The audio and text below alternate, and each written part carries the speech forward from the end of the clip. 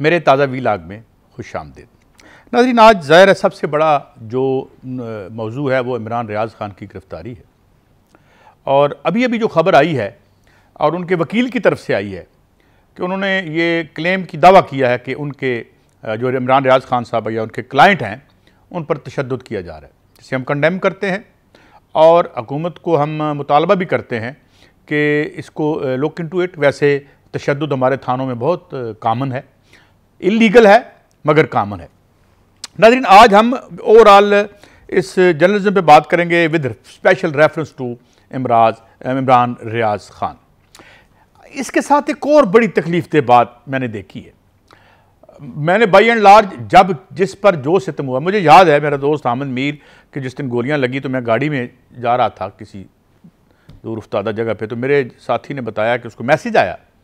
तो मैंने वहीं, मुझे ऐसे लगा मेरा सांस रुक गया, क्योंकि मेरा उसके साथ बड़ा एक ज़माने में उठना बैठना और हम इकट्ठे थे। तो मैंने गाड़ी रुकवा दी और जब भी किसी पे हुआ, जब अबसार आलम को गोली लगी, हमने सबसे ज़्यादा यहाँ बैठ के उसकी हालांकि इनमें से मोस्टली लोग जो हैं मेरे नज़रियात से तो कोई बंदा कम ही मिलता है, क्योंकि जो बाएं बाजू के नज़रियात तो वैसे ही मतरूक हो चुके थे, वैसे अब माशाल्लाह जो है वो राइजुल वक्त होने जा रहे हैं इतने खजल और ख्वारी के बाद। बहरहाल ये हमारा आज का मौजू नहीं है, मगर सवाल ये है कि हमारी सियासत की सबसे बड़ी बदनसीबी ये है कि यहाँ जो दो बड़े मुतहारब मालियाती धड़े हैं जो इस वक्त आपस में गुत्थम गुत्था हैं, लड़ रहे हैं, वो तो अपनी जगह हैं।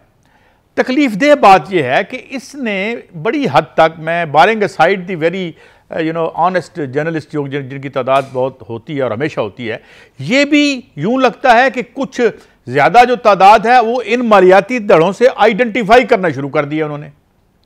पता चल जाता है कि ये साफ़ी बात करेगा तो इसके हक में करेगा, ये करेगा तो इसके हक में करेगा, यानी बगैर लगी लिपटी कम लोग हैं जो बात करते हैं। तो ये क्या मामला है? इमरान रियाज़ ख़ान की जो right to freedom and right to movement है, जो बगैर किसी, अगर उसने जुर्म नहीं किया तो उसको अगर आप वायोलेट करते हैं तो कानून आपको इजाज़त नहीं देता। कल तक ये बंदा प्राइम मिनिस्टर के पास बैठा था, ये बंदा जो है वो बड़े बड़े स्टेट फंक्शनरीज से मिल रहा था, मुक्तदर इदारों के लोगों से मुलाकात आना जाना था, तो आज एकदम से उस पर जो है कोई इधर FIR होगी, कोई उधर FIR होगी। ये क्या है? सवाल ये है कि जो हमारी साफ़ी, और मैं आपको बड़ी तकलीफ़देह तारीख है, और मैं साफ़ी का नाम नहीं लेता, मेरी उनसे अच्छी साहब सलामत है। एक दफ़ा ज़ियाउल हक तशरीफ़ लाए थे और उन्होंने वर्दी के साथ पंजाब असम्बली में खिताब किया था और वहाँ पे एक साफ़ी खड़े हो गए। उन्होंने कहा कि ये जो साफ़ी आपकी मुखालफत कर रहे हैं ये 5th कॉलमिस्ट हैं, यानी गद्दार हैं, गद्दार वतन हैं, इनको सजाए मौत होनी चाहिए।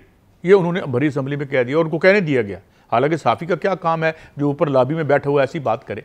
तो यहाँ बड़ी बड़ी गंदी रवायात जो हैं वो हमने देखी हैं, मगर उसके साथ हमने निसार उस्मानी की रवायत भी देखी है जो ज़ियाउल हक के सामने खड़े हो गए थे। ज़ियाउल हक ने जब उनसे बदतमीज़ी की तो उन्होंने कहा, ज़िया साहब मैंने ये वही सूट पहन रखा है जो मैंने पहन के जुल्फ़िकार अली भुट्टो की प्रेस कॉन्फ्रेंस जो है अटेंड की थी। कहना उनका यह था कि अगर वो नहीं रहे और मेरा सूट मौजूद है तो आप भी वक्त से डरें। आप यकीन करें, जिस दिन ज़ियाउल हक का त्यारा 1988 में गिरा था, उस और गिरने के बाद, बल्कि उससे कुछ पहले 1988 में 86 में जब बेनज़ीर भुट्टो आई थी, तो मैं जिन लोगों के साथ उनके इस्तकबाल में पैदल गया था उनमें एक निसार उस्मानी साहब थे, एक मरहूम हमारी 1970 की असम्बली के स्पीकर जनाब साहबजादा फ़ारूक अली साहब थे, और मेरा ख्याल है कि ज़ियाउल हक के त्यारा गिरने और उसकी हलाकत के बाद तक मौजूद रहे हमारे साथ निसार उस्मानी साहब। तो ये जो हम ताकत के नशे में ये बातें करते हैं, फिर मैं ज़रूर आऊँगा इसकी तरफ, क्योंकि मोहम्मद अहमद ख़ान मेरा बड़ा अच्छे दोस्त हैं और मैं पहले भी कह चुका हूँ कहीं कि मुझे ये फ़ख्र है कि मैं I was the first man, कि मैंने कहा इतना लिटरेट आदमी है, फ़ॉरेन क्वालिफाइड है और आजकल हमारे वज़ीर कानून है, तो इनको स्क्रीन पे आना चाहिए। और मैंने कहा आप आया करें। तो बात यह है कि उन्होंने आज ऑन किया है कि जी मैंने गिरफ़्तार करवाया उनको। वो बड़े इंटेग्रिटी वाले आदमी, ये मुझे समझ नहीं आई। तो अब ये एक दूसरी बात। तीसरी बात ये कि हम इतने बड़े इडियट हैं कि मेरे तबके के आदमी को आप जो चाहे, मुझे पसंद है या ना, हम दरवाज़ा क्या खोल रहे हैं? जब अहमद मीर को गोलियां लगी और लोगों ने बगलें बजाई तो उन्होंने गोलियों के रास्ते खोले। जब किसी एक सहाफ़ी पर वो मेरा हम नज़रिया था या नहीं था, उस पर उसके जब तूर के साथ ज्यादती हुई और हमने खुशी बनाई तो हमने कहा कि ठीक है अब ये करो तुम दोनों के साथ।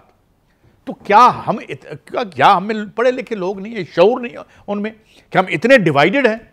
हम अगर इकट्ठे खड़े नहीं होंगे, आप मुझे बताएं, एक वकील के खिलाफ दूसरा वकील नहीं होता, ये कोई गलत बात है। मैं ये नहीं कहता कि अगर साफ़ी कोई जुर्म करे तो उसे छोड़ दिया जाए, लेकिन अगर साफ़ी जुर्म ना करे और उसे बिला वजह पकड़ लिया जाए तो उस पर क्या हमें क्या करना चाहिए? वकालत का तो छोड़ दें, मेरे अलावा मेरे ख़ानदान में सारे वकील हैं, और वो जो हालत होगी यहाँ पे वो आपको पता ही है कि कई दफ़ा हमने देखा कि वकील या उसके बच्चे ने कोई जुर्म किया, उसके खिलाफ वकील कोई नहीं होता, और अल्टीमेट, और ये तो छोड़ें, मैंने लोअर कोर्ट्स में जो जजेस का हाल देखा और फिर हमने जो लाहौर हाई कोर्ट में जो कुछ हुआ तमाशा, वो तो इंतहाई मोहतरम हमारे chief justice Islamabad high court ने भी बताया कि क्या उनका तो रिकॉर्ड पे बयान है कि वो होस्टेज रहे वकीलों के हाथों, किसी का बाल भी बांका नहीं हुआ, किसी पर कोई केस नहीं हुआ। लेकिन हम क्या इतने वल्नरेबल, और हम वल्नरेबल क्यों हैं? क्योंकि हम इंतहाई नालायक हैं। हम अपने अपने नजरियात के साथ जिए, लेकिन हमने से अगर किसी ने कोई जुर्म नहीं किया तो फिर उसमें हमें एक होना चाहिए, क्यों नहीं होना चाहिए? कोई आदमी आके हमारी जो है वो वायोलेट करे हमारी जो फ्रीडम है, ये जो हमें इलीगली जो है वो हमें डिटेन करे, तो क्या हमें ये सब कुछ जो है वो बर्दाश्त कर लेना चाहिए?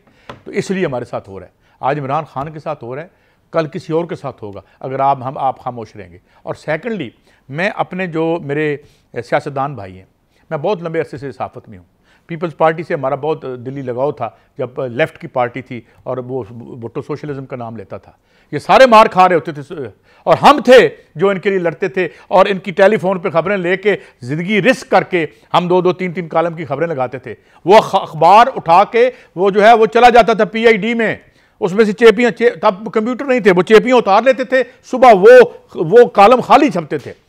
तो हम फ्रंट लाइन होते हैं साफ़ी जो सियासतदान है, जब उन पर मुश्किल और विपदा आती है तो हम में से ही लोग होते हैं जो उनके राइट्स के लिए लड़ाई करते हैं। तो मेरे ख्याल में ये जो मालियाती मफाद दर आया है इस सहाफ़त और सियासत में ख़ास तौर पर, इससे हमें निकलना चाहिए, और हमें जो है और फिर लेकिन एक और भी सिलसिला हुआ। ये क्यों हुआ? और भाई बड़े बड़े साफ़ियों ने करियर बना लिए, किसी ने कॉलम लिखे, 4 कॉलम लिखे, अगले दिन कुछ जो है वजीर लगा हुआ है, कोई सफ़ीर लगा हुआ है, कोई मशीर लगा हुआ है। ये ट्रेंड कहां से आया? ये जो रिश्वत देने और लेने के जो कानूनी तरीके हमने बना लिए। और साफ़ी का क्या काम है भाई? वो जाके जो है वो किसी सरकारी ओहदे पर बैठे, कोई तुम टेक्नोक्रेट हो, तुम कौन हो? सवेरे हम देखते हैं कि कॉलम में 5-7 दफ़ा आपने बूट पॉलिश किए, अगले दिन ओहदा ले लिया, किसी दरखास्त पे साइन करा लिए। तो ये एक ना डिटीरिएशन। और मैं एक और भी बात बताऊं, ये मैंने कहा था जी, जमहूरियत का एक तसलसल होता है, और जब तसलसल होता है तो जमहूरियत जो है वो बड़ी फलती फूलती है। और तीसरा दौर है जमहूरियत का हशर देखो क्या कर दिए, कहां तुम्हारे ह्यूमन राइट्स खड़े हैं, कहां पे वो आपके डेमोक्रेटिक इंस्टीट्यूशन है जो मुस्तहकम हुए हैं, कितने ताकतवर हैं हमारी जो अदलिया कह रहा हूं, हमारी जो एग्जेक्टिव है और जो हमारा पॉलिटिशियन है, कितना हमारे प्राइम मिनिस्टर के पास इख्तियार और कितना इख्तियार नहीं है, ये मैं आपकी अकल सलीम पे छोड़ देता हूं। तो ये भी सबसे बड़ा फ्रॉड था। उसके फ्रॉड क्यों था? इसलिए नहीं कि जमहूरियत बुरी थी, इसलिए कि जब काला पैसा घुसता है, भले वो सियासत हो बल्कि वो सहाफत हो, उसका वो बेड़ा गर्क कर देता है, उससे दीमक की तरह अंदर से चाट जाता है। ये हुआ हमारे साथ। बात शुरू हुई थी और जज्बात जो दिल दुखा था आज नाजरीन, तो मैंने बात आगे निकल आई। मगर सवाल ये है कि ना हमारी सियासत पाक होगी जब तक काला पैसा इससे हम बाहर नहीं निकालते, जब तक हम सियासत को जो दौलतमंद होने का जीना बन गई है। ये अगर किसी ने रातों रात अमीर होना है तो वो किस लिए सियासत में जाता है? हमारी खिदमत के लिए जाता है। वो मुफ्ता इस्माइल साहब कहते थे मैंने मुल्क बचा लिया 22 करोड़ लोगों की जेब काट के। तो पता नहीं वो कौन सा मुल्क है जिसमें 22 करोड़ लोग नहीं रहते। और इसी तरीके से ये जो ह्यूमन राइट्स, और फिर मैं ज़रूर बात करूंगा, मैं अभी तक हिम्मत नहीं जुटा पाया कि मैं एयाज अमीर साहब को टेलीफोन कॉल करूं। 10 दफ़ा उनका जिक्र कर चुका हूं मुख्तलिफ प्रोग्राम्स में। मैं समझता हूं कि इस वक्त हमारा मान है जो एयाज अमीर है। एयाज अमीर जो हैं वो, मैं यही नहीं कि मेरे इलाके के हैं या मेरे उनसे ख़ानदानी और ज़ाती मरासम हैं, बिकॉज ऑफ हिज हुनर मैं उनको पढ़ रहा हूँ जब से वो व्यू पॉइंट में लिखते थे, फिर डॉन में लिखते थे। अब वो बोलते हैं तो ज़माना शौक़ से सुनता है और कोई बायस नहीं है। इस दर्द दिल के साथ इस मुल्क के लिए वो बात करते हैं। तो ये इस मुल्क को बचाना है, हमने इसको कोई ऐसी जगह बनाना है जहां हमारे बच्चे कल हमारे मर जाने के बाद आफियत से ज़िंदा रह सकें। ये तो वो मुल्क नहीं लगता मुझे आने वाले दिनों में। बखुदा यहाँ तो हर शरीफ आदमी हिजरत की बातें कर रहा है और सोच रहा है। अल्लाह करे ये सब बदले और ये जो कहते हैं ना कि sweet are the uses of adversity, बाज़ औक़ात मसाइब जब आते हैं, तकलीफ़ें जब आती हैं तो उनमें रोशन पहलू भी होते हैं, एक सिल्वर लाइनिंग भी होती है। खुदा करे कि ये जो सारा ये ऊपर से ढकना उठ के गंद सामने आया है हर नौ का, ये हमें नज़र आया है, अब इसे हमें ख़त्म करने की कोशिश करनी चाहिए इस मुल्क के लिए, अपने लिए। और इमरान रियाज़ साहब और इमरान रियाज़ ख़ान के जो डेमोक्रेटिक और आइनी राइट्स हैं उनको मलूज़ ख़ातर रखा जाए और अदालतें भी और पुलिस जो है वो आइन और कानून के अंदर रहे और उनको अदालतों से इंसाफ मिले, क्योंकि अगर ये नहीं होता तो फिर हमारी उम्मीद मर जाएगी। जब उम्मीद मर जाए तो कौमें मर जाती हैं। इजाज़त दें, कल फिर मिलेंगे। अल्लाह हाफ़िज़।